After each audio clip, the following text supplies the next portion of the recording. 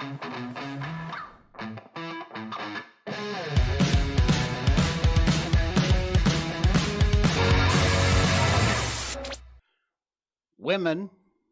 should not be allowed to lead. I got that coming up, and other stupid sayings from people who probably shouldn't get headlines in the news. K-pop talks and who cares? More wasted police resources instead of chasing the really important criminals.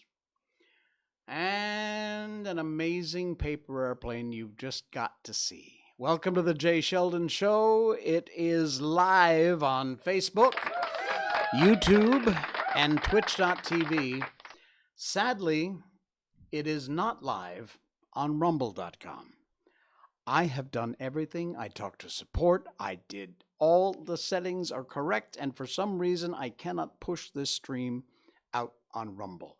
So what you're seeing on Rumble is a video replay, like all of our other 220 shows, which I will upload after the show finishes airing tonight live. I'm sorry, Rumble. We're doing everything we can. My bill's been paid, but for some reason, it just ain't happening. And I don't know why, but we will eventually get it fixed and get it straightened out. In the meantime, Facebook, Twitch.tv, and YouTube, we're live. And we're also a podcast. Thank you to the folks who have followed and subscribed on whatever podcast platform you get your podcasts. We're there. All of our shows are there. You can check them all out. Go all the way back to the beginning if you want, although that's a lot of hours of listening. Or you can just catch up and listen to the last few shows or this one. Apple Podcasts, Google Podcasts, Spotify, Stitcher, Radio Public, Podbean, Geo7 in India. We have a big audience in India. Hello to our folks listening onto the podcast over in India on the continent. We appreciate you guys a whole lot. And beep beep, somebody's beeping. I don't know why. All right. Anyway, it's time, as we always do, to get you updated on our favorite little girl. Miko update. Miko update. She's great. Fantastic. However, she was feeling a bit down today. She was great this morning. We got up. We took an early walk. She went out, did her business, had a good exercise. And so did her dad. And then this afternoon, I don't know, I just got a feeling, when you connect with a dog, when you truly love the dog, you kind of get a sense. You really do. If you don't have a dog, if you're not a pet owner, you might not know. Cats, I don't think so much because, cats are kind of like, whatever. But for some reason with a dog, you really do know when they're not feeling quite well. They're a little bit off. And honestly, tonight, she seems a little bit down. I spent some extra time with her. We got back very late from dinner, so I rushed into the studio. Fortunately, I had everything all set up from earlier today, so we were pretty much ready to go. But it's kind of sad. I'll be spending a lot of time with her after we get off the air here tonight, and hopefully she'll be well. Okay, you know what? I'm going to stop looking at Rumble because Rumble is stupid and they just don't seem to want to play ball with Jay. So that's okay. We'll get there. So the headline tonight, in fact, I put that in our thumbnail. It's pure clickbait. It's 1,000% clickbait. It's not really what I feel in any way, shape, or form. And it is frankly a comment that's been making the headlines just today here in Malaysia. Now, if you don't live in Malaysia, just listen in because you can appreciate some of the stupidity that actually happens in this patriarchal mumbo jumbo that is Malaysia. Politics, social, whatever. It's just, first of all, this person is a giant nobody. Her only claim to fame is that she is the daughter of I hesitate to use the word famous politician. But the big article, World of Buzz, Malay Mail, all the news outlets cover this today. Why? I saw a couple people posted the comment, who cares? this person is a nobody. What she thinks really doesn't matter to anybody. But, headlines are headlines and clickbait is clickbait. So she talked about human rights, which isn't a joke. It is a joke in and of itself. And she said, women are not born leaders, but men are. Like I said, this is the kind of patriarchal bullcrap that goes on every single day. Most of the leaders around the world are men. The article in World of Buzz, which is in our show notes if you want to check it out. But it doesn't mean women are not meant to be leaders. Certain countries, of course, have their very own quite famous female leaders, giving their best to serve their constituents. However, this particular woman has something else on her mind, a short clip shared by Gettr Daily on, of all places, that idiotic TikTok. I told you about TikTok. Please get off TikTok.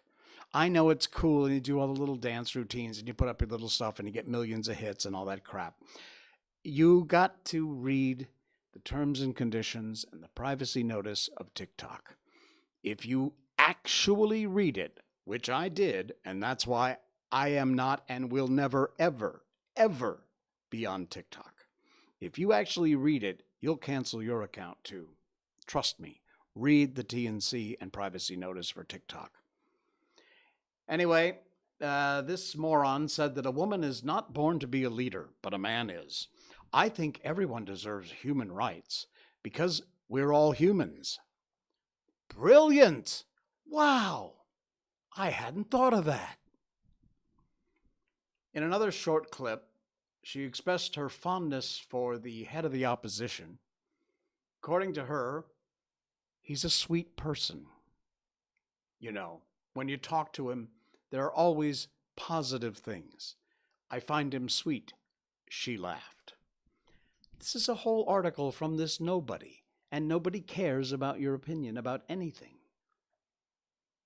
Anyway, the videos are part of an incomplete clip of a show called Politically Frank by Gettr Daily. Regardless, Malaysians have expressed their confusion over the statement as they tried to find the correlation between leadership, human rights, and what she was talking about. It's just, so what is she trying to tell? Yeah, the comments are great. I'm telling you, you know what? It's worth it just to read the comments. Because again, why we give this idiot any sort of air, and I know I'm guilty of it myself. I'm doing it too. But I'm doing it just to point out of the stupidity of this patriarchal crap that goes on in this. Women are not respected, I'm telling you. And we have some amazing women in this country. Amazing women. Some in politics, some not. But people like Siti and Ambiga, just to name a couple.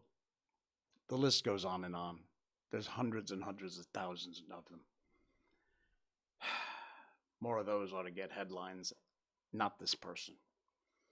All right. I've been hung up on this ridiculous story we covered a while ago about how the Malaysian police, from international sources, Interpol, the FBI, has been given lists of tens of thousands, almost 100,000 different IP addresses, which are suspected of or possibly linked to distribution of child pornography. A crime which I think you ought to be locked away and the key thrown away for the rest of your life. No parole, no nothing. You're going to jail forever and you're going to die there. This article pops up. Again, Malay Mail, links in the show notes tonight. More evidence of what I was talking about, where you filed these police reports because I got offended. I didn't like what they said about me. And you waste the police's time having to investigate these idiot police reports when they could and should be spending their time investigating things like, child porn probably. Here's another one pops up today. Semi-nude transgender dancers. Ooh, can I get a ooh? Yeah. Semi-nude transgender dancers. Police are seeking more arrests, says Selangor top cop. Yeah. We are actually wasting our time on this crap. Police will make several more arrests in connection with an incident where a group of semi-nude trans women allegedly danced and set off fireworks at an Aidil Fitri event organized by iCity Shah Alam on Friday. The police chief said yesterday they'd arrested some of those involved, including the organizer, who's an Instagram celebrity known as Chick Lala. The individual was released on police bail, but they're collecting the evidence and arrests will be made. Apparently, not having anything to do with setting off fireworks, which, unless you have a permit, is illegal. It had to do with the fact that it was tarnishing the image because they were semi-nude. Now, don't get me wrong. Around here, semi-nude could mean you're wearing shorts above the knee. Okay. So, yeah, they are being investigated also under the Explosives Act. So, there you go.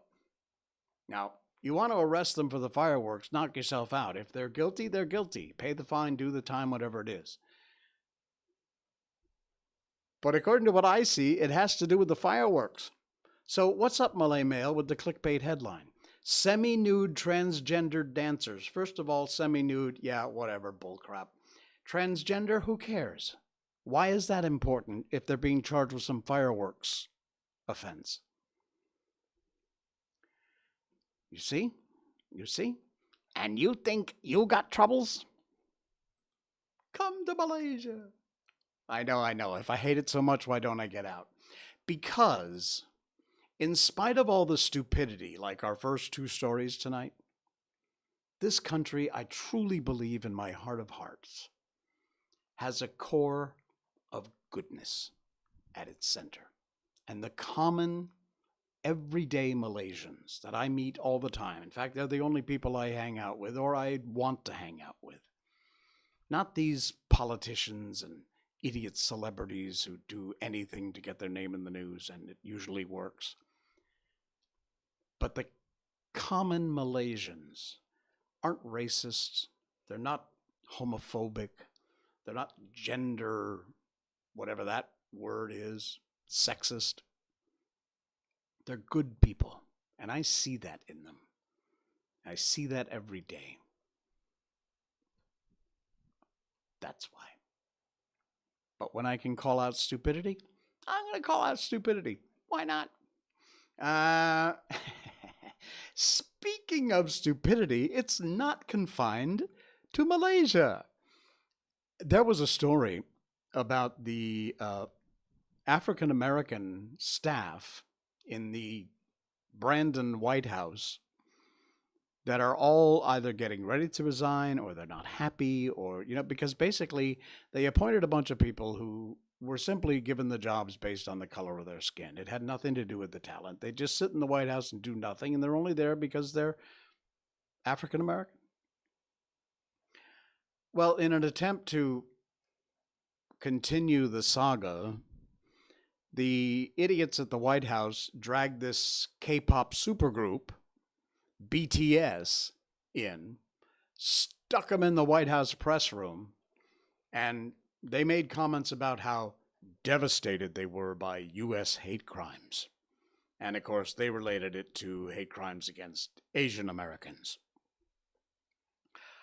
Read the article. I'm not going to get into it because, frankly, it's so stupid it doesn't deserve my time. Probably not yours either, but if you're interested, there's a link in our show notes tonight. You can check it out and find out more about it. But trust me, before you go into reading it, just, switch off that part of your brain that actually, looks for common sense and things that make sense, because you won't need it when you read these articles. All right, let's get on to some good news, huh? I love this. Oh, man, I love this. Did you ever fold a paper airplane? I used to be really good.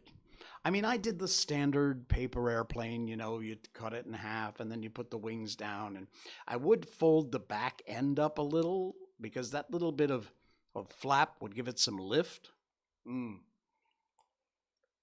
I had a friend in grammar school. I'm trying to remember which one. I want to say it was Billy, but I'm not sure. He used to be so good at paper airplanes. They would go forever and really high. I know, paper airplanes, right?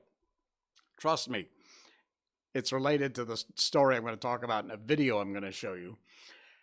Back when we were kids, one of the most common games was making paper airplanes. This is from World of Buzz. Links in the show notes if you want to watch the video. Everybody tried to see who could make the best design, which would fly the furthest, which would stay aloft the longest.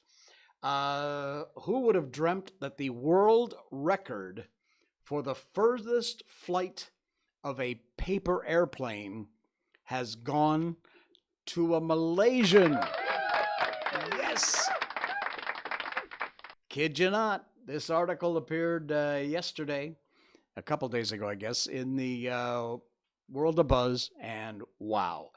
Check out this video. Malaysian paper airplane design breaks Guinness World Record for the furthest flight, 77 meters.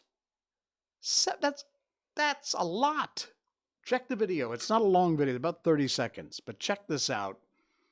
Look at that. He takes off. It's in some stadium. There it goes. And that looks like just a normal paper airplane design. But look at the distance on this thing. Dang. Unbelievable. There they're doing the official measurement. It looks like a shot put or something. And apparently the folks from Guinness were there checking it out. There it goes. There's another angle. Whoa. Look at the height on that thing. That is amazing. And boom, almost to the end of the stadium. That is insane. There's Grace and Frankie. I love that show. It just ended, by the way.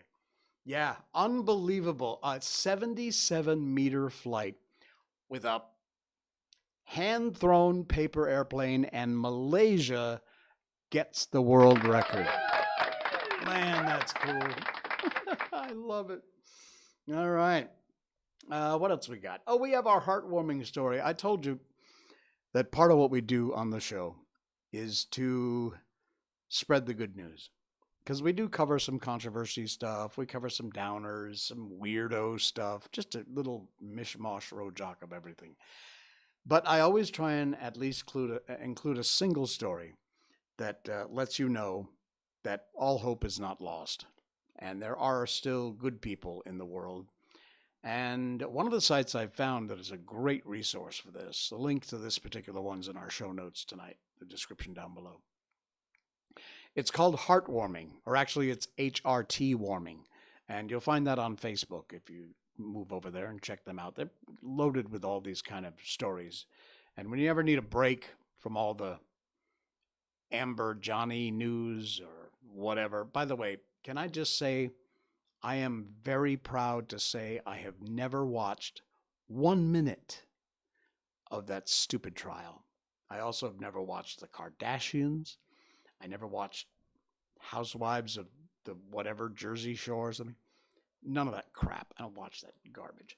Anyway, a shout out to this amazing little girl. No idea who she is, but we are in Wrigleyville on the rooftop of Old Crow Smokehouse. There was a Cubs fan. Now, the Cubs is a baseball team, the Chicago Cubs. And there was a blind Cubs fan outside the stadium trying to hail a cab for several minutes. And somebody noticed this and took a few pictures, I assume with their hand phone. And again, they were on the roof of a building. The lady came up, asked him if he needed help. And she stood there with him, hailed a cab for him until one pulled up. And the pictures are here. Awesome, as this article says, to see such kindness in a world that the media portrays so much hate in. Wow. Credit to Ryan Hamilton. There is the picture. I'll show you a close-up. There's the fellow who is visually impaired, obviously a big Cubs fan. And there's the girl, the amazing woman. Don't know who she is, but a hat tip to you. There she is, hailing the cab, and helps him in and sends him on his way. All just because it was the right thing to do. Wow. How cool is that? Does your heart good, huh? All is not completely screwed up with the world today. All righty. Let's head on over to book time. We've done about a half an hour of the weird stuff I found online today. By the way, if you want to check out our new Miko merch, it's got our new show logo over here. Our new show logo's on it. Miko's also on it. This is not one of them, but you can get a nice coffee mug like this. You can get mouse pads, stickers. I got a couple of new items too. A key fob, which is really nice.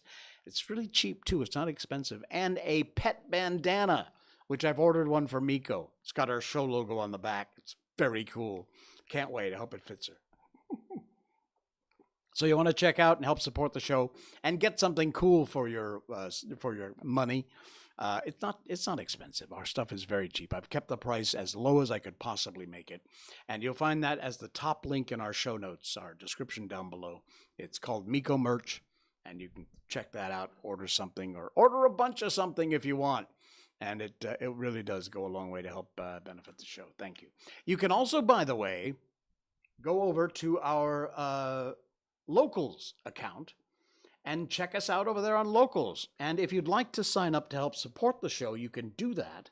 And I've just created a promo code, which if you sign up as a member on our Locals account, our Locals is in the show notes. Way down at the bottom, you'll see a link to the Locals at Jay Sheldon Show. But if you put in the promo code TRYIT, TRYIT, when you sign up, you will get 1 month for free. So 1 month free, use the promo code TRYIT, and there you go. We just set that up. It'll last for about a month, so anytime between now and the end of June, you can put the promo code in TRYIT on our locals.com account. The link's in our show notes, and help to support the show. But actually, for the first month, it'll be free. Cool, huh? All right. Where are we going now? I know we're going to check out our book. We read books on this show. I know. It's the last thing we do before we sign out for the night. And we've been doing The Adventures of Sherlock Holmes because I love this book. We've done so many. We started with The Wizard of Oz. We've done The Little Prince, Peter Pan, Alice in Wonderland, The Velveteen Rabbit, Winnie the Pooh, my favorite book of all time. And now we've started, we're on chapter 3 of The Adventures of Sherlock Holmes. And yeah, let's pop on over there and check Adventure 3, The Case of Identity. "My dear fellow," said Sherlock Holmes, as we sat on either side of the fire in his lodgings at Baker Street, "life is infinitely stranger than anything which the man of mind could invent. We would not dare to conceive the things which are really mere commonplaces of existence. If we could fly out of that window, hand in hand, hover over this great city, gently remove the roofs, and peep in at the queer things which are going on, the strange coincidences, the plannings, the cross purposes, the wonderful chain of events working through generations and leading to the most ultra results, it would make all fiction, with its conventionalities and foreseen conclusions, most stale and unprofitable. And yet, I'm not convinced of it," I answered. "The cases which come to light in the papers are, as a rule, bald enough, vulgar enough. We have, in our police reports, realism pushed to its extreme limits. And yet, the result is, it must be confessed, neither fascinating nor artistic. A certain selection and discretion must be used in producing a realistic effect, remarked Holmes. This is wanting in the police report, where more stress is laid perhaps upon the platitudes of the magistrate than upon the details, which to an observer contain the vital essence of the whole matter. Depend upon it, there is nothing so unnatural as the commonplace. I smiled and shook my head. I can quite understand your thinking so, I said. Of course, in your position of unofficial advisor and helper to everybody who is absolutely puzzled throughout 3 continents, you're brought in contact with all that is strange and bizarre. But here, I picked up this morning's paper from the ground. Let us put it to a practical test. Here is the first heading upon which I come. A husband's cruelty to his wife. There is half a column of print, but I know without reading it that it's all perfectly familiar to me. There is, of course, the other woman, the drink, the push, the blow, the bruise, the sympathetic sister or landlady. The crudest of writer could invent nothing more crude. Indeed, your example is an unfortunate one for your argument, said Holmes, taking the paper and glancing his eye down to it. This is the Dundas separation case, and, as it happens, I was engaged to clearing up some small points in connection with it. The husband was a teetotaler. There was no other woman. And the conduct complained of was that he had drifted into the habit of winding up every meal by taking out his false teeth and hurling them at his wife, which, you will allow, is not an action likely to occur to the imagination of the average storyteller. Take a pinch of snuff, Doctor, and acknowledge that I have scored over you in your example. He held out his snuff-box of old gold, with a great amethyst in the center of the lid. Its splendor was in such contrast to his homely ways and simple life that I couldn't help but commenting on it. "Ah," said he, "I forgot that I had not seen you for some weeks. This is a little souvenir from the King of Bohemia in return for my assistance in the case of the Irene Adler papers." "And the ring?" I asked, glancing at the remarkable brilliant which sparkled under his finger. "It was from the reigning family of Holland. Through the manner in which I served them was of such delicacy that I cannot confide it even to you. You have been good enough to chronicle 1 or 2 of my little problems." "And have you any on hand just now?" I asked with interest. "Oh, some 10 or 12, but none of which present any feature of interest. They are important, you understand, without being interesting. Indeed, I've found that it's usually in unimportant matters that there's a field for the observation, and for the quick analysis of cause and effect which gives the charm to an investigation. The larger crimes are apt to be the simpler, for the bigger crime, the more obvious, as a rule, is the motive. In these cases, save for one rather intricate matter which has been referred to me from Marseille, there is nothing which presents any features of interest. It is possible, however, that I may have something better before very many minutes are over, for this is one of my clients, or am I very much mistaken?" He'd risen from his chair and was standing between the parted blinds, gazing down into the dull, neutral-tinted London street. Looking over his shoulder, I saw that on the pavement opposite there stood a large woman with a heavy fur boa around her neck, and a large curling red feather in a broad-brimmed hat, which was tilted in a coquettish Duchess of Devonshire fashion over her ear. From under this great panoply she peeped with a nervous, hesitating fashion at our windows, while her body oscillated backwards and forwards, and her fingers fidgeted with her gloved buttons. Suddenly, with a plunge, as if a swimmer who leaves the bank, she hurried across the road, and we heard the sharp clang of the doorbell. I've seen these symptoms before, said Holmes, throwing his cigarette into the fire. Oscillation upon the pavement always means an affaire de coeur. She would like to advise, but isn't sure if the matter's too delicate for communication. And yet, even here we may discriminate. When a woman's being seriously wronged by a man, she no longer oscillates, and the usual symptoms is a broken bell wire. Here we may take it there is a love matter, but that the maiden is not so much angry as perplexed or grieved. But here she comes in person to resolve our doubts. And as we spoke, there was a tap at the door, and the boy in buttons entered to announce Miss Mary Sutherland, while the lady herself loomed behind his small black figure like a full-sailed merchantman behind a tiny pilot boat. Sherlock Holmes welcomed her with the easy courtesy for which he was remarkable, and having closed the door and bowed her into an armchair, he looked her over in a minute, and yet abstracted fashion which was peculiar to him. "Do you not find," he said, "that your short sight is a little trying to do so much typewriting?" "I did at first," she answered, "but now I know where the letters are without looking." And then suddenly, realizing the full purport of his words, she gave a violent start and looked up, with fear and astonishment upon her broad, good-humored face. "You've heard about me, Mr. Holmes?" she cried. "How else could you know all that?" "Never mind," said Holmes, laughing. "It is my business to know such things. Perhaps I have trained myself to see what others overlook.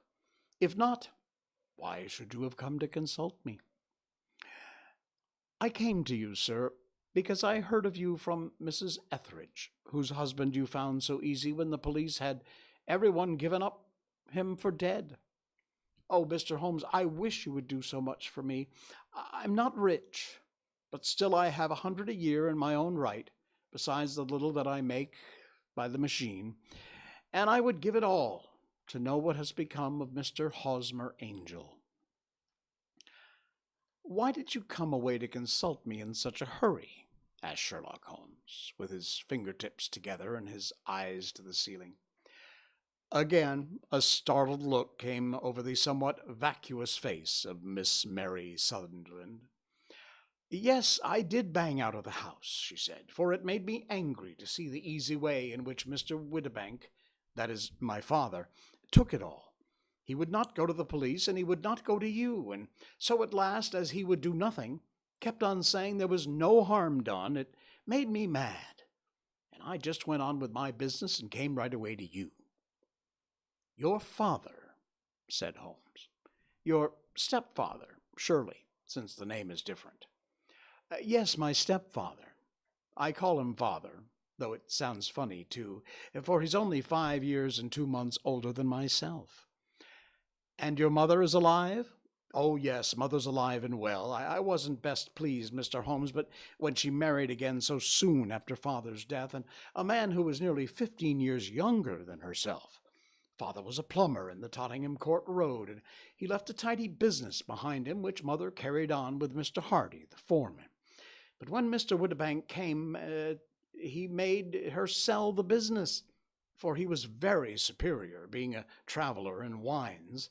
They got £4,700 for the goodwill and interest, which wasn't near as much as father could have got if he'd been alive." I had expected to see Sherlock Holmes impatient under this rambling, inconsequential narrative, but on the contrary, he listened with great concentration of attention. "Your own little income," he asked, "does it come out of the business?" "Oh, no, sir, it's quite separate. It was left to me by my Uncle Ned in Auckland. It is in New Zealand stock, paying 4.5%. £2,500 was the amount, but I can only touch the interest." "You interest me extremely," said Holmes. "And since you draw so large a sum as 100 a year, with what you earn into the bargain, you have no doubt travelled a little." and indulge yourself in every way. I believe that a single lady can get on very nicely with an income of about £60. Oh, I could do with much less than that, Mr. Holmes, but you understand that as long as I live at home, I don't wish to be a burden to them, and so they have the use of the money just while I'm staying with them. Of course, that's only just for the time. Mr. Windibank draws my interest every quarter, pays it over to Mother, and I find that I can do pretty well with what I earn at typewriting. It brings me 2 pence a sheet, and I can often do from 15 to 20 sheets in a day. Well, you've made your position very clear to me, said Holmes. This is my friend, Dr. Watson, before whom you speak as freely as before myself. Kindly tell us now about your connection with Mr. Hosmer Angel. A flush stole over Miss Sunderland's face, and she picked nervously at the fringe of her jacket. I met him first at the gasfitter's ball. And that's where we'll leave it for tonight. On our next stream Saturday night, we will pick up the story of identities, and we'll continue on with the amazing adventures of Sherlock Holmes. All right, folks, you want to get in touch? We have a brand new email for our brand new named show, The Jay Sheldon Show. You just email show, S-H-O-W, show@jaysheldon.com, and I will get your emails. You want to make show suggestions, anything you want to promote, whatever you want to do, you want to talk about anything, advertising, whatever it might be. You just show@jaysheldon.com, or you can always PM me on any one of my social media outlets. They are all listed down below in our show notes or description, which is down below. Thanks for the follows, the likes, and subscribes, and I will see you again Saturday night. Thanks for listening, folks. Good night.